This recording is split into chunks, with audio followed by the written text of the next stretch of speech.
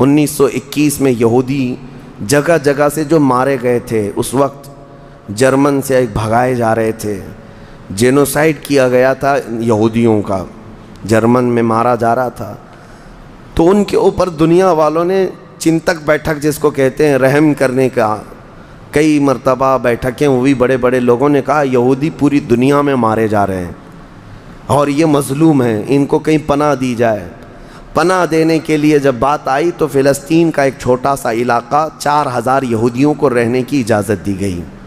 1921 سے 4000 یہودیوں کو رہنے کی اجازت دی گئی، اور پھر جب وہ 4000 یہودی رہے تو بڑھتے بڑھتے دنیا بھر سے لوگ ہجرت کر کے یہودی وہاں جاتے رہے، اور تقریباً 1947 جب ہمارے ہاں آزادی کا مسئلہ چل رہا تھا، تب تک یہودی جو ہے لاکھوں کی تعداد میں وہاں جمع ہو چکے تھے، اور جمع ہو کر کے ان لوگوں نے، اور اسی وقت ہٹلر کا دور بھی ختم ہوا تھا اور ہٹلر نے ان کو بہت مارا تھا، جس کو ہولوکاسٹ کہا جاتا ہے، اور بہت زیادہ ظلم کیا تھا، تو یہ سب بھاگ کر کے فلسطین میں جمع ہوئے، اور پھر ایک ایگریمنٹ سائن کروا لیا گیا دنیا کی بڑی بڑی طاقتوں سے کہ یہ اسرائیل ایک کنٹری ہے۔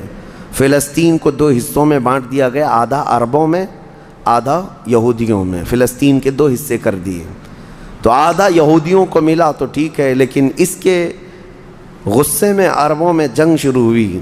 1948 کے بعد پھر جنگوں کا آغاز ہو گیا، جارڈن، سیریا، مصر، ان لوگوں نے اسرائیل کے ساتھ، انہوں نے نئی کنٹری کا نام اسرائیل رکھا تھا، جنگ کیا۔ جب جنگ کرتے رہے، اسرائیل اپنے پیر پھیلاتا رہا اور آگے بڑھتا رہا، کیونکہ اس وقت ان عربوں کے اندر یا جدید ہتھیار نہیں تھے۔ اسرائیل کو فلی طور پر امریکہ کا سپورٹ تھا، UK کا سپورٹ تھا، یورپ کا سپورٹ تھا۔ ان تینوں ملکوں کے ساتھ بڑی خوفناک جنگوں میں ان کو پیچھے ڈھکیل دیا گیا، بلکہ جو صحرائے سینا تھا مصر کا، وہ بھی اسرائیل نے قبضہ کر لیا۔ طور سینا جس کو کہتے ہیں، کوہ طور، وہ بھی ان کے لیے مقدس تھا، وہ بھی حاصل کر لیا۔ پھر اس کے بعد دوسری جنگ بھی ہوئی تھی مصر کی، تب مصر نے وہ علاقہ واپس لیا اور اسرائیل کو سمیٹنے کی کوشش کرتے رہے۔ 3 بڑی جنگوں میں ہوا یہ کہ جب جنگ ہوتی رہی، اسرائیل پھیلتا رہا۔ پھر 1978 کے قریب یا 75 کے آس پاس اسرائیل نے پورے طور پر فلسطین کا کنٹرول اپنے ہاتھ میں لے لیا، جس میں بیت المقدس بھی چلا گیا۔ یہ ہے تاریخ میں آدم علیہ السلام کے زمانے سے لے کر یہاں تک کی بتا رہا ہوں، مختصر جھلکیاں۔ اس کے بعد سے یہودیوں نے بیت المقدس کا کنٹرول اپنے ہاتھ میں لیا، حالانکہ UN کا یہ فیصلہ ہے کہ پورے اسرائیل کو یہ خاص طور پر تنبیہ کی گئی ہے کہ صرف مسجد اقصیٰ جو بیت المقدس ہے، اس کا کنٹرول اور اس کا مینجمنٹ، اس کے انتظامات یہودیوں کے ہاتھ میں بھی نہیں رہیں گے، اور وہاں کے فلسطینی مسلمانوں کے ہاتھ میں بھی نہیں رہیں گے۔ یہ جارڈن کی حکومت کو دیا گیا ہے۔ جارڈن کی حکومت، جس کو کسٹوڈین آف یہ کہا جاتا ہے بیت المقدس، وہ اس کے انتظام دیکھتی ہے، لیکن برائے نام ہے یہودیوں نے دھجیاں اڑا رکھی ہیں پورے دنیا بھر کے قوانین کی۔ جہاں ان کو پابندی تھی کہ یہاں نئے گھر نہیں بنائیں گے، ابھی 3-4 سال پہلے انہوں نے پورے مسلمانوں کے محلے کو ختم کر کے 200 گھر بنائے، یہودیوں کو آباد کیا۔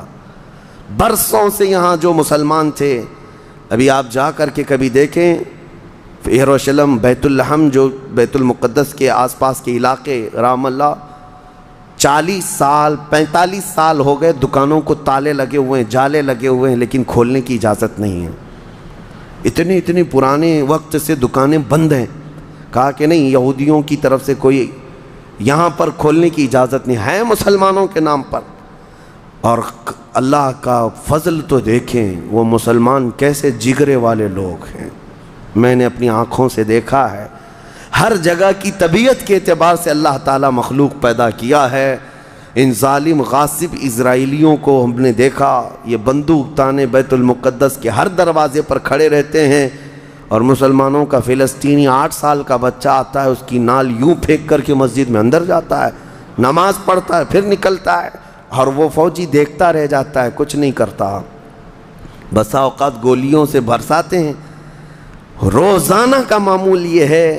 رات کو گولیوں کی بارش ہوئی, سمیٹ کر کے ختم کیا گیا, زخمی ہاسپٹل میں گئے, دوسرے دن دیکھا عصر کے بعد بیت المقدس کے باہر صحن جو ہے وہاں پر پھر عورتیں بچے سب جو روزانہ عصر سے لے کر مغرب تک اپنی روٹیاں اپنے کھانے لے کر کے آتی ہیں, بیٹھتی ہیں. ایسا لگتا ہے یہاں کچھ ہوا ہی نہیں, کچھ ہوا ہی نہیں.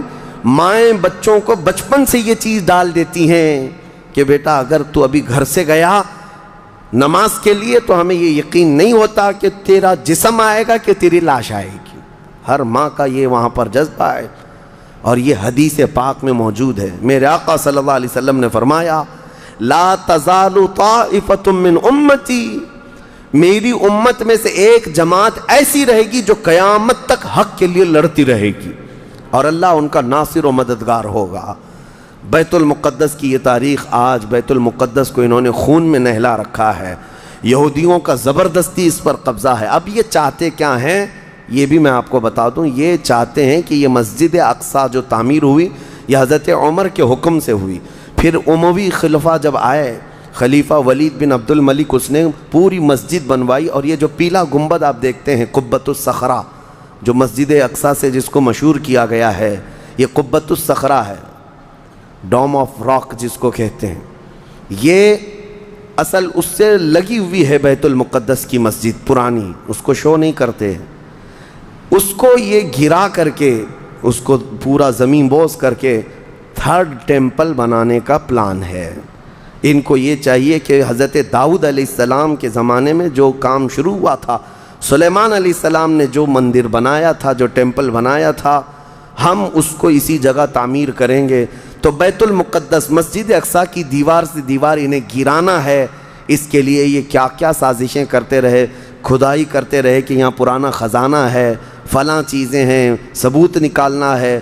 کتنا دیواروں کو ہلانے کے لیے آرٹیفیشیل زلزلے لائے گئے, مصنوعی طور پر یہ زمین ارتھ کویک لائے گئے کہ مسجد اقصی گر جائے. لیکن اللہ کی مرضی جب تک چاہے. اب اگر حالات ایسی ہیں تو یہ مسجد اقصی کو گرا کر کے وہاں پر ایک تھرڈ ٹیمپل بنائیں گے, جس کا پورا آرکیٹیکٹ ڈیزائن بھی انہوں نے ظاہر کر دیا ہے, نشر کر دیا ہے. کوئن بھی ایک جاری کر دیا ہے جس کو لے کر کے ان کے تھرڈ ٹیمپل کے اندر جائے گا, آئے گا. یہ 2017 کی بات میں بتا رہا ہوں. پوری تیاریاں کر لی گئی ہیں. اب دیکھا گیا ہے کہ مسلمان ہر جگہ سے سوئے ہوئے ہیں, اب کوئی بھی اٹھتا نہیں ہے.